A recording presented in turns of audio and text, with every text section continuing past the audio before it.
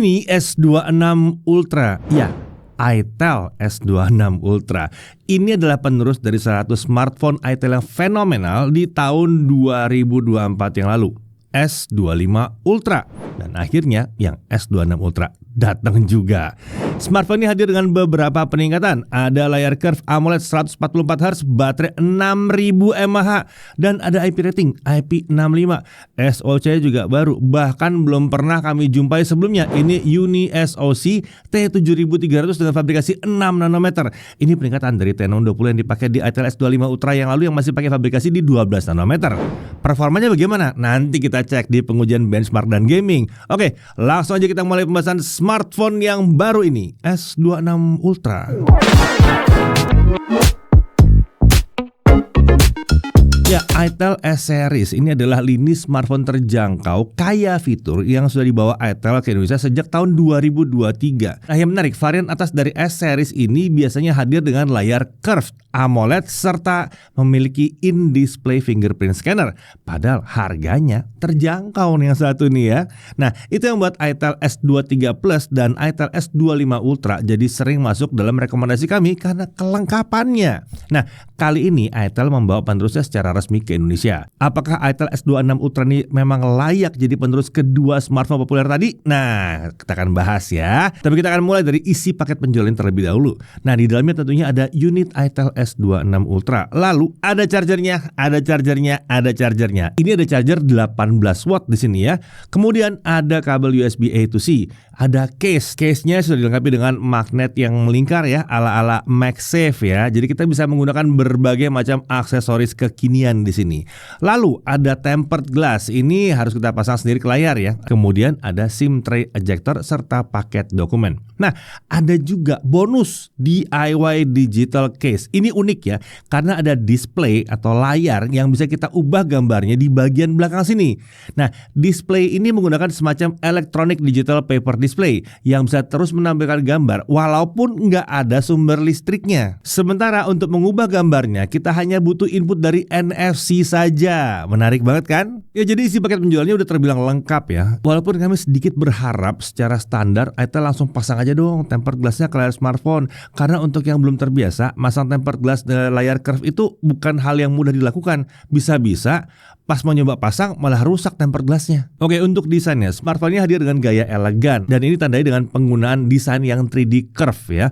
Lengkungan-lengkungan ada di mana-mana nih, mau di kanan, mau di kiri, dari depan, dari belakang, semuanya melengkung. Frame-nya juga melengkung di sini. Bagian atas dan bawah memang agak flat, tapi tetap dia punya rounded edge juga.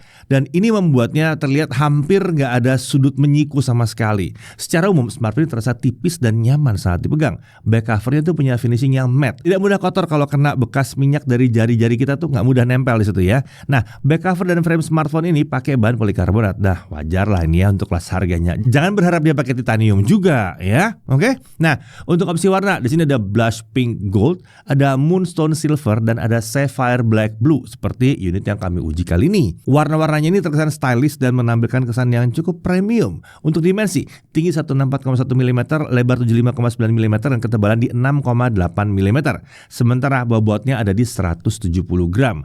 Jadi ini memang relatif tipis dan ringan. Smartphone ini punya IP rating ya di IP65. Jadi udah tahan debu dan semprotan air. Tapi bukan yang tekanan tinggi ya semprotan airnya ya. Seenggaknya kalau cuman kehujanan doang ini sih aman banget. Tapi ingat, ini bukan untuk diajak berenang, bukan untuk dicemplung-cemplungin, bukan ya. Selain itu, itel juga menyebut kalau bodi smartphone ini punya Titan Shield Structure. Ini adalah perlindungan tambahan di struktur bodi yang bikin perangkat lebih tahan terhadap benturan yang tidak disengaja.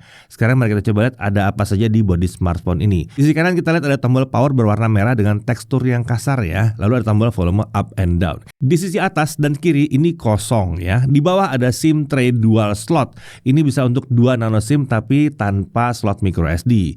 Lalu ada mikrofon dan USB-C serta ada ada speaker di sini. Smartphone ini hanya pakai single speaker saja. Untuk kualitas suaranya tentunya tidak bisa berharap bahwa ini kelas flagship ya, tapi ini sudah cukup sesuai untuk kelas harganya. Volume suaranya sayangnya bukan yang super lantang, tapi ini bisa dikatakan mencukupi lah untuk penggunaan pribadi ya. Kita beralih ke sisi depan. Ini adalah layar 6,78 inci 3D curve dengan panel AMOLED.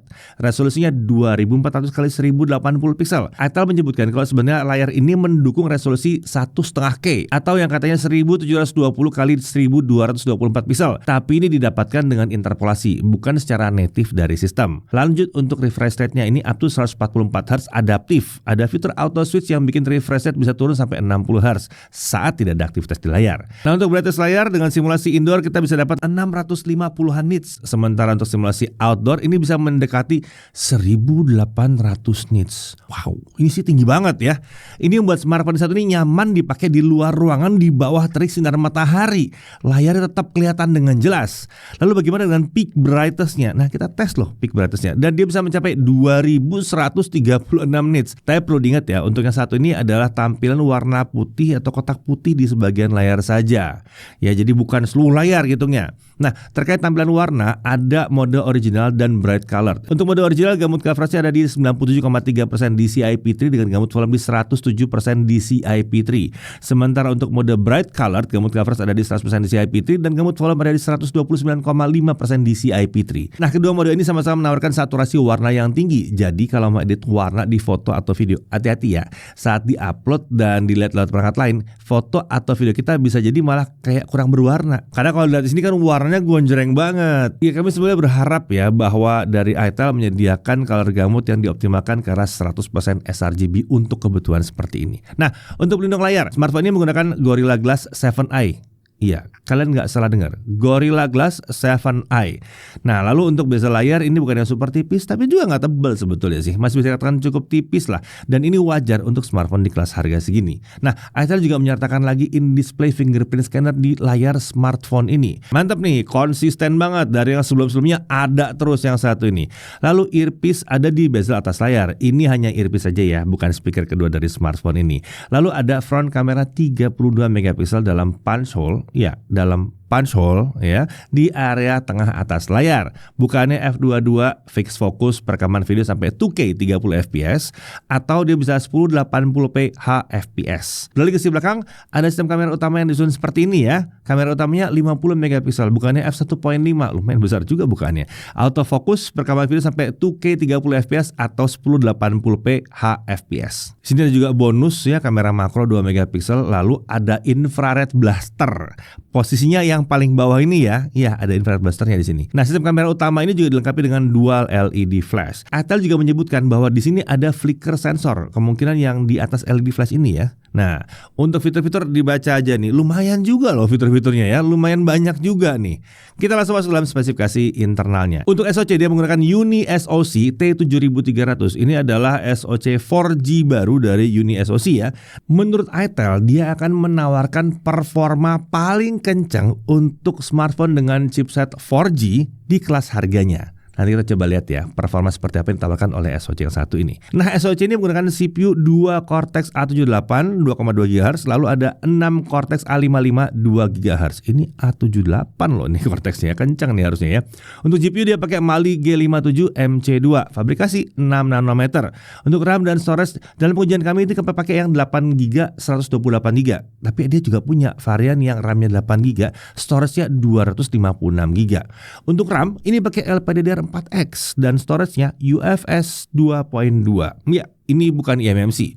Dia juga punya fitur extended RAM, bisa nambah sampai 8 GB lagi. Nah, untuk baterai ini 6000 mAh dan sudah support charging 18 watt. Yes, ini 6000 mAh, besar baterainya. Untuk sensor-sensor ini tergolong lengkap dan bahkan ada hardware gyro juga. Untuk konektivitas tentunya dia 4G ya, 2G, 3G, 4G ya, semuanya bisa ya.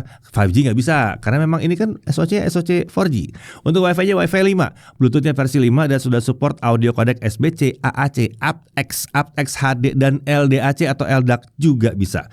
NFC ada ya, tadi kan buat ngorobain juga pakai NFC ya. Lalu USB juga tentunya bisa OTG ya. Untuk FM radio juga ada nih, ini opsi hiburan gratis nih jadinya ya, tapi untuk mengaktifkannya kita butuh pakai headset USB supaya bisa dipakai. Nah, untuk sistem keamanan dia punya in-display fingerprint scanner dan face unlock. Untuk OS dia menggunakan itel OS 15 dengan basis Android 15. itel menjanjikan update akan tersedia sampai 1,5 tahun, tapi belum ada keterangan terkait apakah itu termasuk Android update atau hanya security update saja. Nah, di sini ada beberapa aplikasi pihak ketiga yang jadi aplikasi bawaan di OS ini ya. Untungnya kalau tidak dibutuhkan ini bisa dihapus dengan mudah sekali. Always on display atau AOD tersedia juga di sini, tapi memang bukannya akan tampil terus-menerus. Kita harus sentuh layarnya saat smartphone di lock agar AOD-nya tampil. Lalu fitur AI tentunya juga ada di sini ya. Ini bukan cuma sekedar ada, ini ada banyak di sini. Misalnya untuk call assistant, ada AI auto answer, call summary, ada real time call translator. Kemudian kalau satu ini mungkin agak lebih ke arah buat bantu-bantu pekerjaan ya. Ada dokumen assistant, ada writing assistant, ada AI Note dan ada recording summary. Buat pengolahan gambar ada AI GC alias AI Studio yang bisa diakses dari AI Gallery. Nah, AI Studio ini berisi fitur seperti AI Eraser, AI Extender, dan AI Sharpness Plus. Lalu ada juga AI Subtitles dan AI Wallpaper Generator. Circle to Search tentunya ada ya. Sementara kalau butuh asisten digital, itel menyediakan Sola atau kita juga bisa pakai Google Gemini sih di sini. Nah, untuk DIY digital case-nya, kalau kita mau ganti-ganti gambarnya, kita bisa download aplikasi pendukung yang namanya adalah AirMe ya. Cara pakainya bagaimana? Pertama, tentunya casing ini harus kita pasang dulu ya ke smartphone. Lalu kita buka aplikasi AirMe tadi. Tentukan gambar yang mau dipakai. Atur ukuran gambar sesuai kebutuhan dan kalau udah pas tinggal pilih project. Nah, kemudian tampilan di casing akan otomatis berubah ya. Keren juga nih ya. Oke, sekarang kita masuk ke dalam benchmarknya. Kita mulai dari Antutu 10 pakai 3D Light tentunya ya. Kita bisa dapat di kisaran 481 ribuan. Sementara kalau kalian tertarik dengan hasilnya Antutu 11, nih ada juga deh hasil Antutu 11 daripada kalian nanya-nanya. Jadi kita pakai Antutu 10 dan Antutu 11. Nih bisa dilihat ya.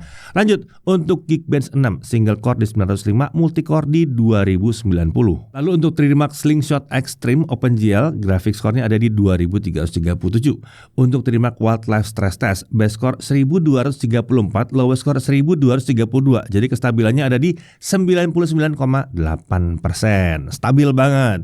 Lalu untuk GFX Bench T-Rex 1080p off screen dia dapat 56 fps. Oke, memang terlihat ya di sini untuk SoC 4G di kelas entry level sampai menengah bawah mungkin ya, menengah terjangkau. Uni SoC T7300 ini memang kenceng sih ya kalau dari benchmarknya ya. Nah, sekarang pertanyaannya, kalau benchmarknya kenceng, bagaimana kalau kita pakai buat main game? Nah, oke, langsung kita coba aja. Oke, untuk gaming ada overlay eye boost yang bisa dibuka dengan swipe dari samping layar. Ada beberapa fitur pendukung gaming di sini. Salah satunya adalah bypass charging. Udah tahu ya fungsi buat apa ya? Dia punya bypass charging loh ya. Lalu ada juga pengaturan mode performa. Oh ya, untuk pengujian gaming ya satu ini kita pakai mode performance ya. Oke, kita langsung di Subway Surfers. Game ini bisa berjalan di 120 Hz. Frame rate yang didapatkan juga relatif tinggi, hampir mulus di 120 fps. Mantep, harusnya gini dong. Nggak usah pakai akal-akalan, langsung dapat aja.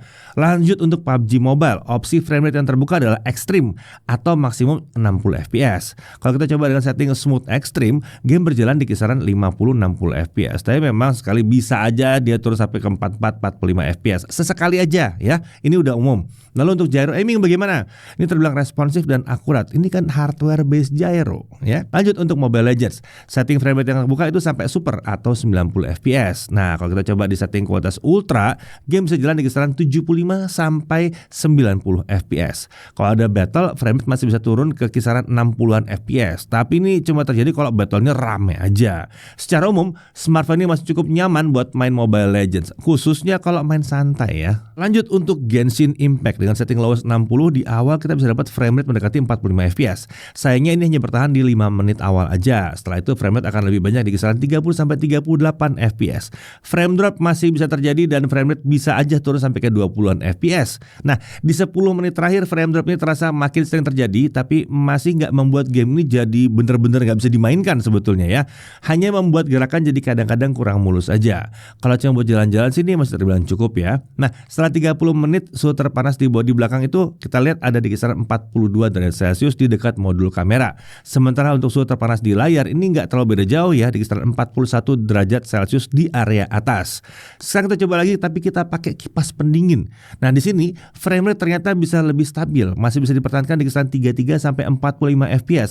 Sesekali masih ada frame drop tapi ini udah jauh berkurang dan sebetulnya cukup wajar sih ada frame drop di Genshin Impact. Oke, jadi kalau untuk urusan ranking-rankingan dia masuk ke C- kalau tanpa kipas dan bisa masuk ranking C kalau dengan kipas. Oke, kita masuk ke pengujian kameranya. Oke, jadi di tangan saya kali ini udah ada ITEL S26 Ultra dan kali ini tes kameranya bareng sama saya dan juga sama Hasfi.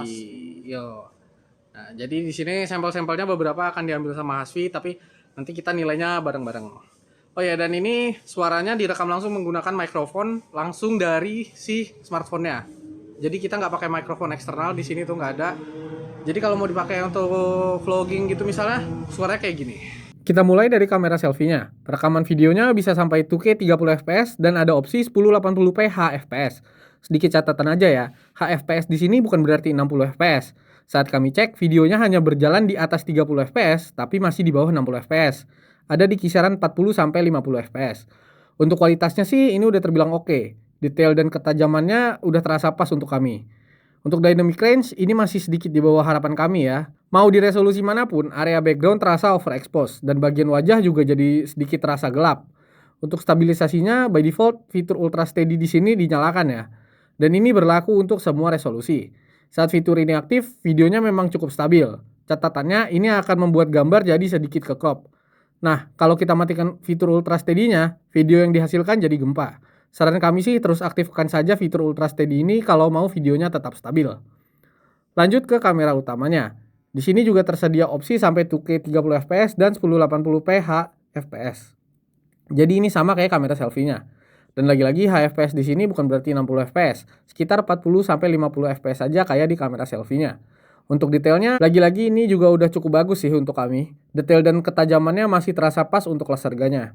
Lanjut ke dynamic range. Hasilnya mirip dengan kamera selfie-nya. Area background masih terasa overexposed dan bagian wajah jadi terasa sedikit gelap. Untuk stabilisasi ini juga sama kayak kamera selfie. By default fitur ultra steady-nya di sini aktif ya. Dan ini berlaku untuk semua resolusi juga. Ketika fitur ini aktif emang jadi cukup stabil. Hanya saja kami menemukan kalau jitternya cukup terasa, terutama kalau di 30 fps. Dan kalau fitur ultra steady-nya dimatiin, hasilnya jadi gempa kayak gini. Untuk autofocus ini udah aman, nggak ada masalah sama sekali. Lanjut lagi ke kondisi low light. Kita mulai dari kamera selfie-nya. Di resolusi berapapun, kualitas gambarnya udah terlihat turun jauh ketimbang saat siang. Noise mulai berbunculan, detail juga sudah terasa halus, dan jitter juga terasa. Gambar pun terasa gelap menurut kami. Saran kami pakai kamera selfie ini di tempat yang kondisi cahayanya memadai aja. Jadi harus pinter-pinter nih, cari tempat yang kondisinya oke kalau di kondisi low light.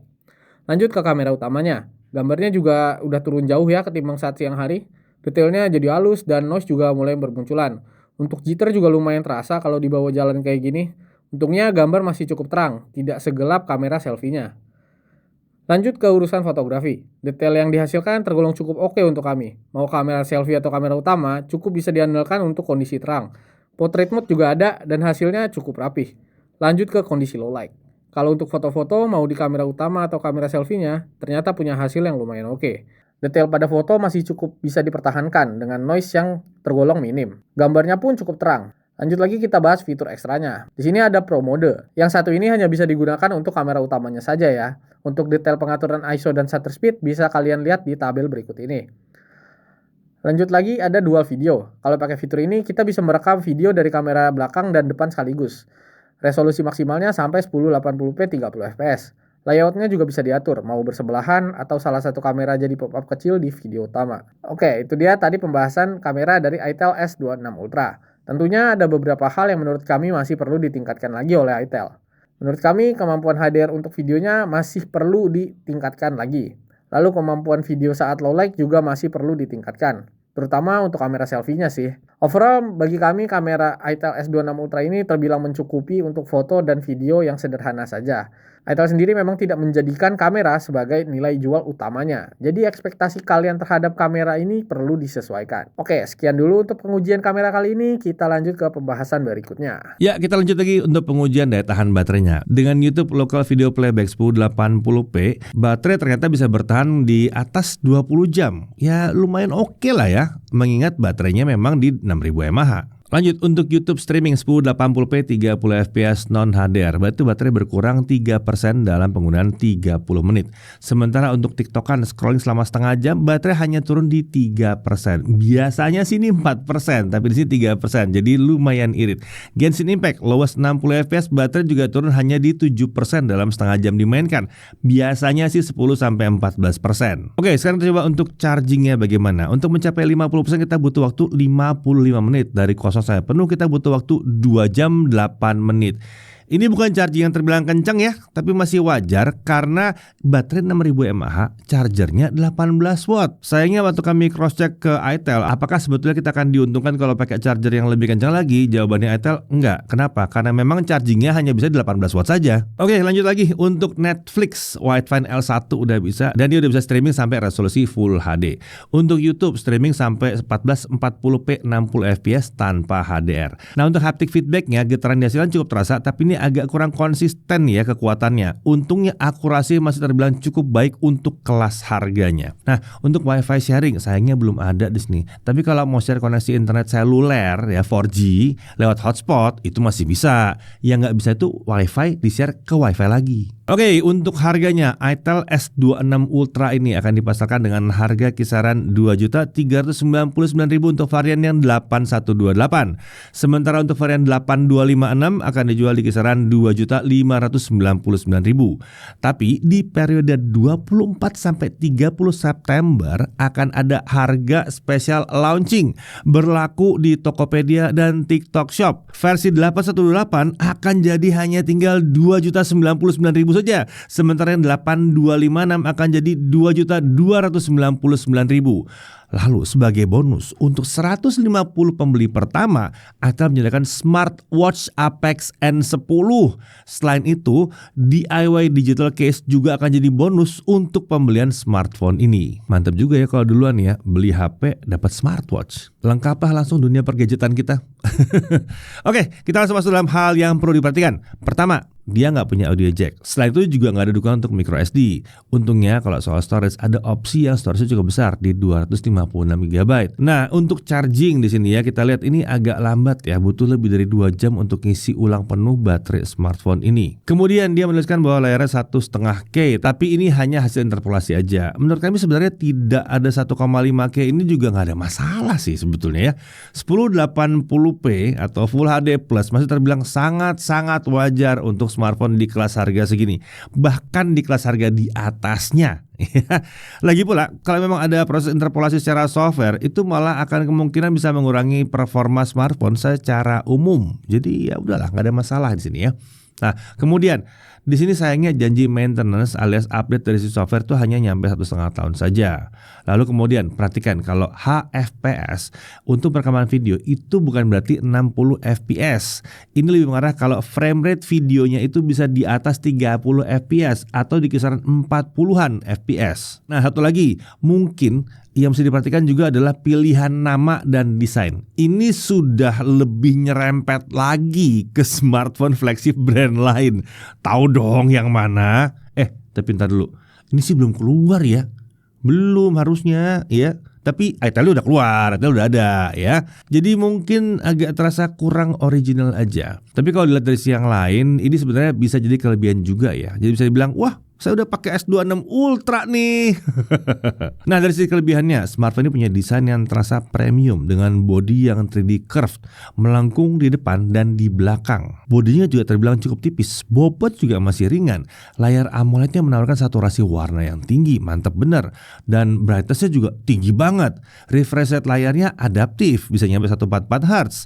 Hardware gyro, sebelumnya Itel kan hanya pakai virtual gyro ya di S25 Ultra. Ini udah hardware gyro.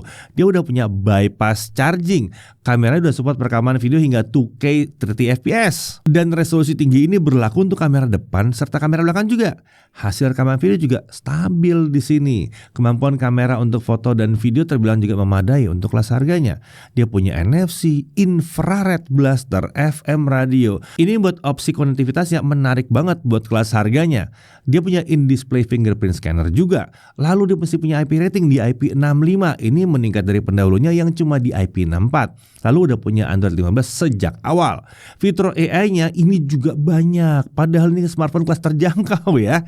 Paket penjualannya masih terbilang lengkap juga. Bahkan ada tempered glass di dalam paket penjualan. Ada juga bonus DIY digital case. Ya, itel tampaknya sukses lagi ya menawarkan smartphone terjangkau yang punya banyak daya tarik. Smartphone itel S26 Ultra ini mengusung berbagai formula yang sudah terbukti sukses di S25 Ultra, sembari meningkatkan lagi di berbagai aspek, termasuk IP rating yang sedikit lebih tinggi, kelengkapan yang sedikit lebih baik, dan tentunya performa juga lebih tinggi ya. Ini akan cocok untuk yang sedang mencari smartphone terjangkau yang tipis dan ringan tapi mumpuni untuk berbagai kebutuhan sehari-hari. Apalagi kalau mau nyari smartphone yang enggak serba flat.